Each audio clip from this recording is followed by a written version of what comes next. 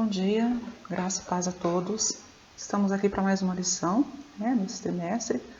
Essa é a nossa 10ª lição e ela tem como título a ética do reino de Deus, Nosso textuário está lá baseado em Mateus 21, 21 e 22 e o nosso texto bíblico é Mateus 20 e 21, tá bom? A gente vai estar orando agora, pedindo orientação de Deus, que Ele possa nos conduzir uma manhã abençoada, uma manhã onde Ele possa estar falando conosco através dessa lição e nos capacitando a entender a vontade dele em nossas vidas, sem nos distrairmos com as coisas que não é do agrado dele. Vamos estar orando.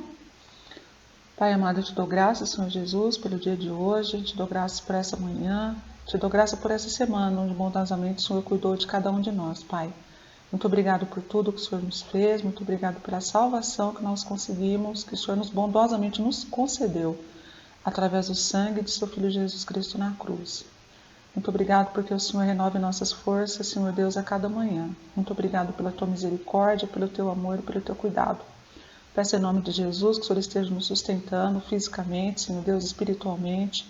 Que tudo que nós vamos ler aqui, falar, seja do teu agrado, Senhor Deus, e sejamos capacitados pelo Senhor. Obrigado, Pai de amor, por tudo que o Senhor tem feito pela nossa igreja. Nós agradecemos a vida dos nossos irmãos, cada família representada na nossa igreja, do nosso pastor, e tudo que o Senhor tem feito, Pai Santo, que o Senhor possa estar recebendo nossos agradecimentos diante de Ti com singeleza de coração. Continue conosco, nos dê a Tua paz, e que eu te peço em nome de Jesus. Amém. Então, a nossa lição vai falar sobre ética, E Deus é um Deus ético. Deus não tem meio termo, Deus não tem um jeitinho, é ético, E a ética é uma coisa importante, porque ela passa credibilidade. Então, se nós não somos de ânimo dobre, se nós não temos nenhuma dificuldade em falar sim ou não, demonstra que nós também temos ética, nós temos um ponto de vista defendido e a gente não vai mudar de acordo com o que nos é apresentado, E aqui no Mateus 21, 21 diz o seguinte, Lhes perguntou ele, que queres? E ela respondeu, manda que no teu reino esses meus 2 filhos se assentem, um à tua direita e outro à tua esquerda. E 22 diz, mas Jesus respondeu, não sabeis o que pedis. Podeis vós beber o cálice que eu estou bebendo? Respondeu-lhes, podemos. Olha só que audácia. É realmente coisa de quem não sabe o que está falando, Mas Jesus em nenhum momento ele prometeu nada, Ele sabia que isso competia ao nosso Deus, A gente entende que Ele é Pai, que Deus é Pai, Deus é Filho, Deus é Espírito Santo. Então a gente sabe que Jesus ele não falou, não, eu posso, eu também sou Deus, eu vou decidir, não. Ele teve ética nesse comportamento dele. E essa afirmação de que podemos tomar desse cálice junto com Jesus é coisa de quem não sabia nem o que estava pedindo. Porque a gente sabe que o sacrifício na cruz, feito em nosso lugar, foi muito severo. Ele não merecia, Principalmente pelo fato dele não merecer, que se tornou muito severo. E ele fez isso por amor, Ele fez isso justamente porque ele nos ama, ele se entregou totalmente a nós, E infelizmente, a gente arruma muita desculpa, a gente arruma muito subterfúgio, qualquer coisinha motivo para a gente estar saindo do caminho do Senhor, justificando com aquilo que para a gente é justificável, Mas não é. E a nossa lição, ela começa dizendo o seguinte: a gente percebe nesses capítulos que a ética do reino de Deus é representada por meio de 2 princípios, O primeiro princípio é de pessoas que são prioridade para Deus. E o outro princípio é a sujeição a Deus exemplificada por Jesus. O princípio de que maior e o mais importante no reino de Deus será o que serve. O princípio da humildade, exemplificado por Jesus, montado no jumentinho. O princípio da autoridade da palavra de Deus, o princípio da autoridade do Senhor Jesus e, finalmente, o princípio da soberania de Deus, a quem devemos prestar conta. Então, a gente vê aqui que há princípios, E a autora aqui elencou alguns princípios, E a soberania de Deus, ela tem que ser uma dos nossos pontos mais fortes. Nós estamos realmente sujeitos à soberania de Deus, entender que Ele está em todas, Sem questionamento, sem nada que pode, como é que eu posso dizer? Sem nada que pode influenciar a gente a não crer nisso de todo o coração mesmo, E a gente podemos expressar muito bem os ensinos aqui elencados por meio de um hino, né, que é aquele Tu és fiel, Senhor, meu Pai Celeste. Então, ele realmente é fiel em todos os sentidos, né? Não tem dificuldade para ele ser fiel, independente da situação, ele continua fiel. E isso tem que estar muito presente no nosso coração, para que nós possamos realmente manter a nossa ética diante de Deus, já que Ele é um Deus ético, e continuar fazendo aquilo que Ele espera que cada um de nós faça, né? Então, Jesus manifesta um dos princípios do reino, priorizando as pessoas em vez dos recursos. A gente vê que Jesus ele se preocupa com os detalhes, né? Mas Ele nunca coloca coisa na frente das pessoas. Nada é mais importante do que pessoas para Jesus. E a gente vê isso aqui em Mateus, né? 20, de 1 a 16, que vai falar sobre o trabalhador da vinha, né? A gente já conhece essa história, que um dono de fazenda saiu para procurar trabalhadores, e de manhã ele foi, pegou um grupo de pessoas, levou, combinou um determinado salário, né? Aí ao meio-dia ele voltou, pegou um outro grupo de pessoas, e aí às 3 horas da tarde ele voltou e pegou um outro grupo de pessoas. Na hora de fazer o pagamento ele pagou, começou pelo que tinha entrado por último, né? Às 3 horas, e foi pagando, só que ele pagou o valor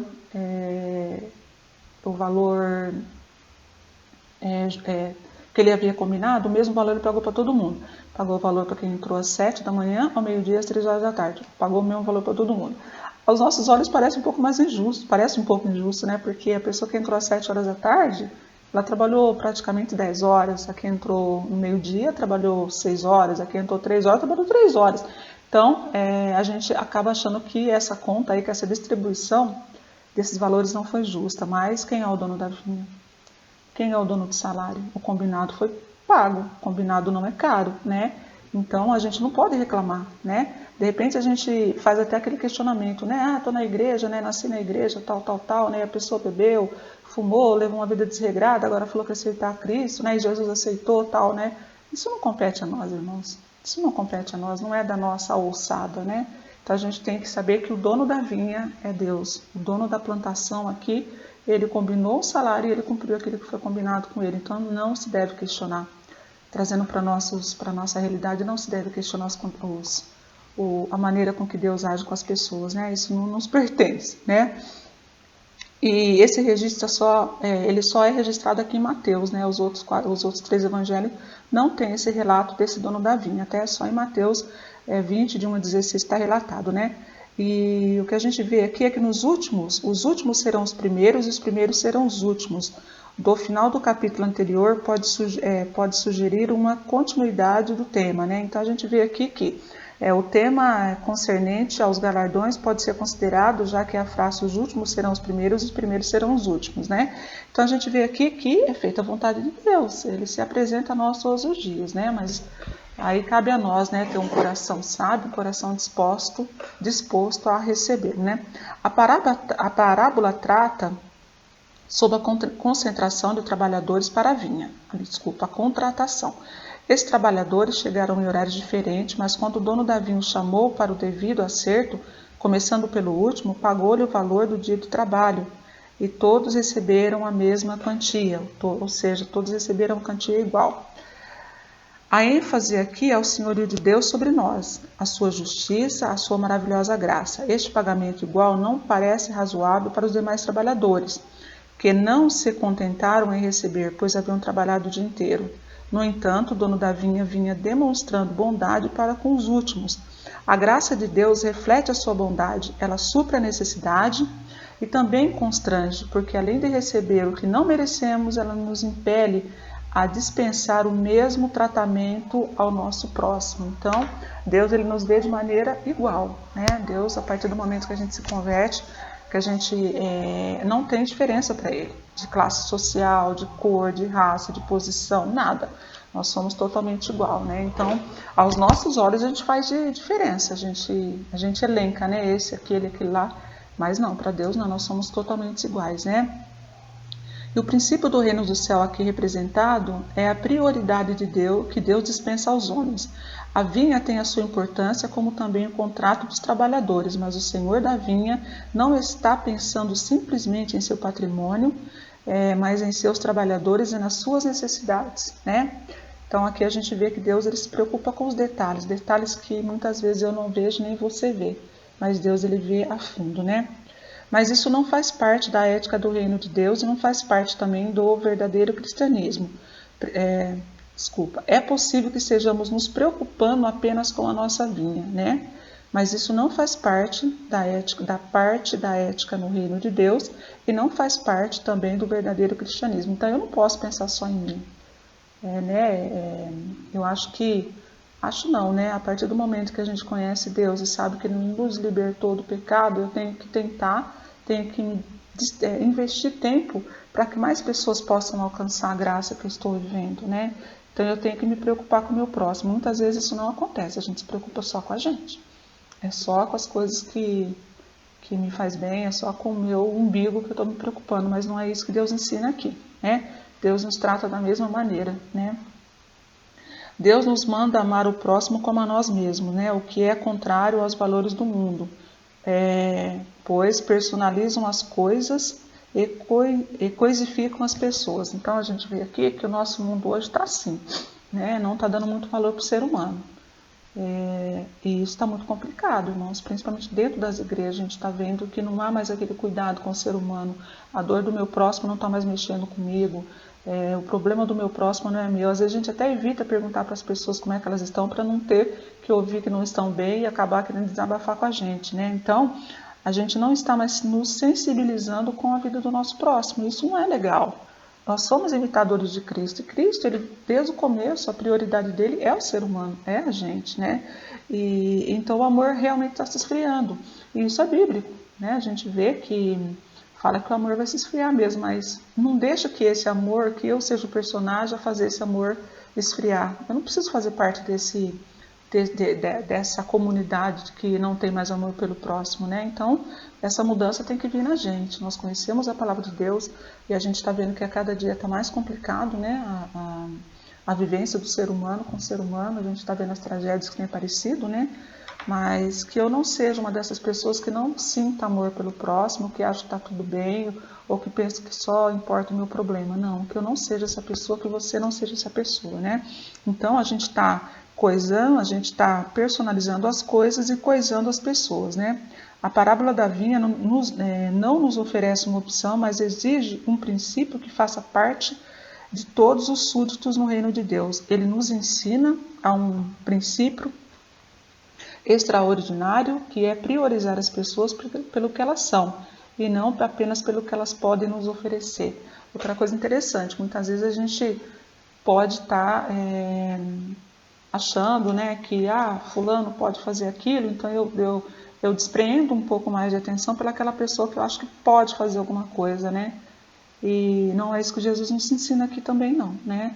Então ele não está preocupado com o que aquela pessoa pode me oferecer, ele está se preocupando com o que ele pode oferecer para aquelas pessoas, né? Então ele está priorizando as pessoas, ele está priorizando quem elas são e não o que elas podem oferecer ou o que elas podem fazer, né? Por isso que ele fala da importância que essa mãe aqui, quando pediu para ele para colocar um filho à direita, um filho à esquerda, essa mãe não tinha noção do que ela estava pedindo. Quando ele fala, né, vocês podem beber do cálice que eu estou bebendo? Podemos, né? Então não tinha realmente noção, né, do que estava acontecendo, né? Jesus ele manifesta a ética do reino sujeitando-se à vontade e aos propósitos do próprio Pai. Então a gente vê isso aqui em Mateus 24, de 17 a 42, né? Que Jesus ainda ele vai falar sobre a ressurreição dele, né? Então ele subiu para Jerusalém, chamou os 12 e em caminho ele falou, né? Eis que subo para Jerusalém e o Filho do Homem será entregue aos principais sacerdotes e escribas. Eles o condenarão à morte e o entregarão aos gentios para ser escarnecido, açoitado e crucificado, mas ao terceiro dia ressuscitará, né? E então, quando ele subiu para Jerusalém, Jesus já fazia a terceira predição sobre o sofrimento que seria a sua morte. Então, ele se deparou com o pedido da mãe, né? Que a gente leu aqui, né? No 21, que ela pediu para um sentar à direita e sentar à esquerda, onde ele fala, você tem noção do que é isso, né? Colocar para sentar um à direita, um à esquerda, né? Vai ter que passar pelo que eu estou passando, né? E a mãe fala, né? Que poderia, né? Que os filhos poderiam sentar-se sim, né? Ela desejava que no estabelecimento do Filho do Reino sentasse um filho à direita e outro à esquerda do Senhor. Jesus respondeu que, em primeiro lugar, ela não sabia nem o que estava pedindo, pois sentar-se ao lado de Jesus implicaria administrar o mesmo cálice que ele, ou seja, passar por todo aquele processo que ele estava passando e que ele ainda ia passar, né? Quando Jesus pergunta a eles se poderiam beber do mesmo cálice, eles respondem que sim, porque não sabiam que o cálice do Senhor seria um verdadeiro martírio. Então é isso que a gente vê aqui, né? É engraçado porque todo mundo quer ir para o céu, mas ninguém quer morrer, né? A mesma coisa se aplica aqui de uma maneira, né, exemplificada, né? Eu quero sentar perto de Jesus, eu quero ser dele, mas eu não quero me sacrificar para nada, né? E não é assim. Como a gente falou, para servir a Cristo tem que ter ética. Para servir a Cristo tem que ter desprendimento, tem que ter humildade, tem que ter mudança de caráter, tem que ter tudo, né? Porque não dá, a gente pode servir a Jesus do jeito que nós estamos, mas não podemos continuar do jeito que estamos. Tem que haver mudança na nossa vida sim, né? A outra questão aqui, Jesus lhes disse que sentar-se à direita ou à esquerda do Senhor é uma decisão que pertence ao Pai. Foi o que eu falei aqui então sobre a ética. Jesus era Deus, mas ele sabia que essa de sentar à direita, que essa de sentar à esquerda não pertencia a ele, senão ao Pai, né? Naquela situação, né? A gente sabendo que ele é Deus, ele podia falar, não, pode deixar que eu veja o que eu posso fazer lá. Não, ele sabia que mesmo ele sendo filho e sendo Deus, ele sabia o que cabia a ele fazer e sabia o que não era dele, né? E é interessante, porque hoje a gente não vê isso, né? Às vezes a gente atropela a situação, a gente vê que pessoas atropelam, às vezes quer passar até por cima do outro, simplesmente para estar em evidência, né? E não é assim que funciona no reino de Deus, né? Isso não agrada a Deus, principalmente, né? Por isso que a humildade, ela faz parte da nossa vida cristã. Nós tenhamos que ser sempre humilde, né? Respeitar a liderança, saber que tem alguém acima de mim, tem alguém nos orientando, né? E estarmos ali dispostos a trabalhar para que haja um crescimento no reino, mas que seja feita somente a vontade de Deus, respeitando todos a liderança da igreja, né? É muito importante isso. Jesus declara que não lhe competia conceder esse pedido, né? O resultado aqui é que a ética do Senhor Jesus é a ética do Senhor Jesus em relação ao Pai. É bem notório como ele se sujeitava à vontade de Deus. A gente vê isso lá em Hebreus, né? Hebreus 5:7 diz, né? Durante os dias da sua vida na terra, Jesus ofereceu orações, súplicas em alta voz e com lágrimas àquele que podia salvar-lhe da morte, sendo ouvido por sua causa, sua reverência e submissão. Então a gente vê aqui que em várias situações Jesus intercedia, né? Jesus ele orava, Jesus ele tinha um momento a sós com Deus, mesmo ele sendo Deus, né? Isso é submissão à palavra, isso é respeitando a hierarquia, né? E em alguns locais Jesus intercede por nós, sabendo que nós não somos merecedores, ele faz isso por nós, né? Mateus também vai falar sobre a oração que ele dispensa a cada um de nós. E hoje o que a gente vê não é essa preocupação nossa com o próximo. Eu quero investir tempo orando pelo meu próximo. Eu não quero, de repente, fazer evangelismo, porque de repente pode surgir alguém que eu tenho que discipular e eu não quero fazer isso, né? Então, eu coloco limites pessoais para que eu possa trabalhar no reino de Deus. Jesus não é isso que ele fazia, ele entendia que ele tinha uma missão e ele investia tempo a sós com Deus. Coisa que, humanamente falando, porque ele é Deus, ele não precisava fazer. Mas ele fez para nos dar exemplo. É importante a gente saber, entender os exemplos de Jesus. Então é importante a gente separar, né, um tempo de oração, um tempo de súplica, pedir pelos nossos parentes, pelas pessoas que estão à nossa volta, por esse mundo. Né? A gente tem que aprender a ficar na total dependência de Deus, porque olha, a coisa está ficando cada vez mais difícil, né? E Jesus ele sabia fazer isso. E esse relato aqui, né, essa explicação está lá em Hebreus 5:7, tá? Portanto, dos princípios do reino a ser considerado nessa narrativa é o princípio da sujeição. Estamos sujeitos à vontade de Deus como Jesus esteve, né? E em Filipenses 2:5-6 também a gente lê, né? Seja a atitude de vocês a mesma de Cristo, que embora sendo Deus, não considerou ser igual a Deus.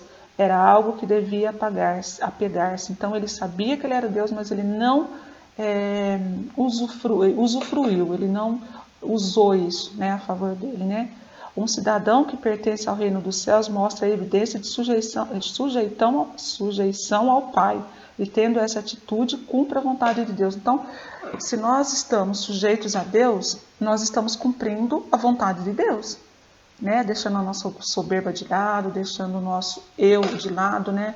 É uma coisa importante a gente matar esse nosso eu todo santo dia, né, irmãos? Porque na hora que ele insiste em aparecer, se a gente não prestar atenção, a gente acaba tendo um problema sério com ele, né? Então, é diminuir o eu para que Cristo realmente cresça em nós, né? E isso é demonstração de sujeição a Deus, né? Mateus 20, de 25 a 34, vai falar sobre o pedido, sobre o pedido, né? Não, vai falar sobre a cura do cego de Jericó. De 20 a 28 vai falar sobre o pedido da mãe, né? De Tiago e de João, para sentar uma direita e outra esquerda. E de 29 a 34, então, vai falar sobre o cego de Jericó, né? Vamos ver aqui. Eu vou ler até um pedacinho aqui que é interessante a gente ler esses versículos aqui. Ó. Saindo ele de Jericó, uma grande multidão acompanhava. E eis que 2 cegos, assentados à beira do caminho, tendo ouvido que Jesus passava, clamaram: Senhor, filho de Davi, tem compaixão de nós. Mas a multidão repreendia para que eles se calassem. Eles, porém, gritavam cada vez mais alto: Senhor, filho de Davi, tenha compaixão de nós. Então, parando Jesus, chamou-os e perguntou: O que queres que eu faça? Eles responderam: Senhor, que nos abra os olhos. Condoído, Jesus colocou-lhes os olhos tocou-lhe os olhos e imediatamente recuperaram a visão e foram seguindo. Então a gente vê aqui primeiro, né, quando a gente estiver numa hora de desespero, não adianta ficar murmurando só não. A gente tem que gritar mesmo por socorro da parte do nosso Deus. Na outra aula que nós tivemos eu falei, ficar em pé diante dos problemas e ficar de joelhos diante do Senhor Jesus. É clamar, é gritar, é chamar a atenção de Deus para aquilo que está nos afligindo. Porque de repente a gente fica aquele coitado diante da oração e quer resolver os problemas como se nós fôssemos um maiorais. Não é assim que funciona. Então esses 2 cegos sabiam que a solução para eles era Jesus. E eles gritaram. Quanto mais eles eram impedidos pela multidão, mais eles gritaram até eles serem ouvidos por Jesus. É o que eu aconselho a gente fazer. Né? É a gente ficar realmente submisso à vontade de Deus e clamar para chamar a atenção de Deus mesmo para nós, para aquilo que está nos afligindo, né? E a autora continua dizendo o seguinte, ó, um dos princípios que observamos agora é que aquele que quiser se tornar o mais importante deve ser o servo. Outra coisa importante, irmãos, você quer ser importante para Deus? Seja o servo, seja aquele que está submisso à vontade dele, né? Não queira ser o maioral, não. Quando o Senhor Jesus chama os seus discípulos para junto de si, a intenção é falar que os poderosos, os primeiros no reino dos céus, deverão ser os que servem. Deverão ser os servos de todos, pois os valores do reino dos céus são contrários aos valores terrenos. Essa abordagem trazida por Jesus reflete uma disputa velada entre os discípulos sobre, entre eles, quem era o maior e o mais importante, né? O Senhor Jesus passa a ensinar os princípios que vai de encontro a uma sociedade que os homens não querem servir, mas serem servidos. O Senhor Jesus não apenas ensina outra lição, mas também lhes apresenta a si mesmo como exemplo quando diz: o Filho do Homem não veio para servir, não veio para ser servido, mas sim para servir e dar vida a quem e dar a sua vida em resgate de muitos. Então, muitas vezes a gente quer chegar na igreja, e eu estou falando isso de uma maneira geral, e a gente quer ser servido. Nós mesmos já passando por muitas situações assim, das pessoas entrarem na nossa igreja, né? E exigir que de repente tenha as coisas ali à disposição. Reclamar de bebedouro, reclamar da água gelada, reclamar disso, reclamar de copo descartável, isso é muito desagradável. Tudo isso que eu falei, alguém empreendeu tempo em fazer, né? Então, não reclama, sabe? Para com essa mania de reclamar tudo, né? A gente tem que estar disposto a servir, a gente tem que estar disposto a colaborar na obra de Deus, né? Na casa de Deus. E foi assim que Jesus falou para eles, né? Deixou bem claro. Eu não vim para ser servido. Eu vim para servir, para dar a vida por muitos, muitos que talvez nem mereçam, né? Essa é a verdade, foi isso que Jesus fez, né? Este ensino torna-se prático quando 2 cegos, né? Foi a leitura que nós fizemos na beira do caminho, grita por Jesus e pede pelo socorro dele, né? A base do clamor desses cegos era uma misericórdia, por certamente reconheciam que não eram dignos da bênção. Outra coisa, a gente não achar que a gente está merecendo nada. Esses cegos clamaram, chamaram a atenção de Jesus, mas eles tinham certeza, eles sabiam que eles não eram dignos, né? Então, a gente não é coitadinho, né? E a gente não deve ficar achando que, nossa, eu sou um coitado, eu preciso, né? Eu estou clamando. Usar de palavras, usar de como se fosse aquela coisa assim, miúda. Não é assim. Nós precisamos do Senhor Jesus, apesar do que somos. Então é reconhecer que nós somos pecadores, mas que a gente precisa da ajuda de Jesus. Por isso que eu falei, ficar em pé diante dos problemas e ficar de joelho diante do Senhor. Né? E ter essa certeza, né? A gente não merece nada. Né? Tudo que foi feito por nós através do Senhor Jesus foi pela misericórdia dele. Né? Então a gente tem que aprender isso. E esse clamor dos cegos incomodava a multidão, né? A ponto de pedir que eles parassem. Mas eles continuaram gritando cada vez mais e mais. E às vezes é isso que acontece também com a gente. Você está com um problema, de repente você pode confidenciar esse problema para uma pessoa e a pessoa vem com a solução para você. Olha, se eu fosse você, eu faria isso, mas não vai te orientar a colocar diante do Senhor. Isso também é uma maneira que a pessoa às vezes tem de nos calar diante da aflição. Então, até para você compartilhar alguma coisa interessante, você pedir orientação do Senhor. Até para isso. Pode parecer uma coisa boba, porque a gente, né, é amigo de todo mundo é de nossa confiança. Eu não estou falando de confiança, tá? Mas eu pedi orientação para Deus. Com quem que eu posso compartilhar esse problema para que haja uma solução vinda do Senhor, entendeu? Porque às vezes a pessoa não está na mesma sintonia que você, ela não está vendo o mesmo grau de importância naquele problema que está te afligindo, ela vai te dar um conselho que não tem nada a ver, mesmo sendo seu amigo. Então pede orientação para Deus. Com quem que eu posso dividir isso, a não ser, né, além do Senhor?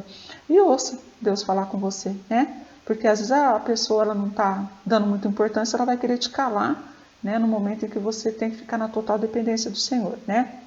É importante ressaltar também que o serviço no reino tem uma qualidade e uma virtude mais elevada. Aqueles que são servidos não têm como pagar e ainda não são dignos de receber o favor. Todos somos alvos da misericórdia de Deus e o seu favor. Portanto, devemos agir dessa mesma forma. Jesus parou e o chamou e fez a seguinte pergunta, né? Vocês querem que eu faça o quê? Né? Claro que ele já sabia qual era a intenção deles, né? O que eles queriam, né? E todos perceberam que eram cegos, mas Jesus demonstrou que ali a visão física não era o mais importante e demonstrou ainda um ato de servidão aos que clamavam. Ao lhe pedir que fosse restaurada a visão, Jesus dispensa compaixão. Tocou os olhos deles e imediatamente foram curados. O foco é servir, mas aprendemos com esses cegos que a partir do clamor alcançamos o favor de Deus. Importante também a gente lembrar que Jesus é digno de ser o maior e mais importante servo que já serviu. Então a gente não pode esquecer, Jesus foi o mais importante, Jesus foi o maior mestre e ele serviu. E que isso fica de exemplo para nós, né? Esse princípio do reino é fundamental para o nosso relacionamento para o relacionamento de Deus com os homens. Essa atitude mostra a evidência de que somos servos do Senhor Jesus. Então, quando a gente se preocupa com o próximo, quando a gente quer servir ao invés de ser servido, a gente demonstra que somos realmente servos do Senhor Jesus, né? Eu louvo a Deus pela nossa igreja, porque ali tem pessoas que servem, ali a gente sabe que tem pessoas que trabalham no reino, né? E a gente tem pouca dificuldade nesse assunto em relação à nossa igreja. Então eu agradeço muito a Deus por esse entendimento que a gente tem de estar ali sempre servindo ao invés de servir, né? E a gente vê aqui que Jesus, quando ele entrou, né? Deixa eu ver aqui, irmãos. Antes que Jesus entrasse em Jerusalém, né? Então ele deixou claro que ele ia entrar, né? Que ele falou para os discípulos: vai na frente, lá vai ter uma jumenta, né? Amarrada, você amamentando um jumentinho, vocês vão lá. Pega esse jumento, traz aqui que eu vou, né, usá-lo como transporte, né? E essa entrada triunfal e grandiosa, mas o rei montado no jumentinho demonstra humildade e simplicidade, né? Então, Jesus era rei, a gente não tem dúvida disso, ele era um mestre, mas essa entrada dele montado no jumento demonstra que ele era humilde e simples. A multidão então estendeu mantos e ramos para que o jumentinho passasse. Eles iam gritando enquanto Jesus entrava, né? Hosana ao filho de Davi. Bendito é o que vem em nome do Senhor, hosana nas alturas. Isso também é um ato de humildade, de reconhecer e homenagear, né? Sem que essas coisas produzam soberba e afetam a fé. Então, a gente tem que valorizar quem tem valor, a gente tem que valorizar as pessoas que fazem a diferença, porque às vezes a gente fica assim, não vou elogiar, não vou falar nada não. Demonstrar mesmo que a gente é grato quando as pessoas fazem coisas importantes ou quando as pessoas empreendem tempo em fazer alguma coisa no reino de Deus. Então, se você sentir o desejo de elogiar a pessoa, de falar, de orar, não se prive desse privilégio, faça isso sim, tá? É saudável, tá bom? E foi isso que eles fizeram, né? Um rei que veio montado num jumentinho, né? Mas mesmo assim era reconhecido como rei, as pessoas não se intimidou. Ele, Jesus, se ele quisesse, tinha vindo montado num cavalo enorme, com todo enfeitado, todo ornamentado, para mostrar que ele era o rei, mas não. De maneira muito humilde, ele veio montado num jumento, né? E isso não impediu que a multidão gritasse, reconhecesse. Hosana ao filho de Davi, bendito que vem em nome do Senhor, hosana nas alturas, né? E a gente vê, né, que outra coisa que é interessante a gente saber que a pessoa crente e a pessoa orgulhosa não combina. Ou a gente é crente ou a gente é orgulhoso. As duas coisas não combinam, né? Porque o orgulho não deve pertencer a nós, não deve ser uma coisa que venha nos afligir. Então não é legal, né? Então a gente não deve ser orgulhoso, a gente tem que ser sempre crente, tá? A humildade é um princípio no reino de todos os súditos do rei e que a gente deve possuir, né? Então não existe crente orgulhoso, ou ele é crente ou ele é orgulhoso. As duas coisas não combinam, porque a evidência de um cristão é a humildade, né? E a gente vai terminar nossa lição falando um provérbio que está em Provérbio 22:4, que diz o seguinte: o galardão da humanidade e o temor do Senhor são riquezas, honra e vida.